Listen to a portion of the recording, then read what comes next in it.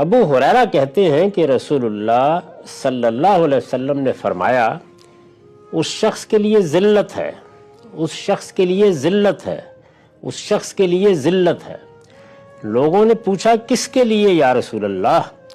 فرمایا جس کے ماں باپ یا ان میں سے کوئی ایک اس کے پاس بڑھاپے کو پہنچا اور وہ اس کے باوجود جنت میں داخل نہ ہو سکا۔ بڑھاپے کو پہنچ گئے، اس کے پاس ہیں، اور وہ اپنی بدبختی کی وجہ سے ان کی خدمت نہ کر سکا،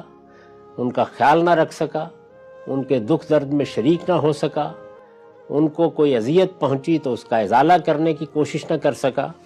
تو اس کا مطلب یہ ہے کہ اس کو بے مزد جنت میں داخل ہونے کا موقع ملا، لیکن اس نے وہ کھو دیا،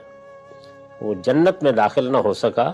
تو یہ بڑی بدبختی کی بات ہے، بڑی ذلت کی بات ہے۔ یعنی یہ گویا وہ ایک عمل تھا جس کو اگر وہ پورے اخلاص سے اپنے رب کی خوشنودی کو پیش نظر رکھ کر کر لیتا تو اس کے بہت سے گناہوں کا ازالہ بن جاتا، بہت سی غلطیوں کے معاف کر دینے کا ذریعہ بن جاتا۔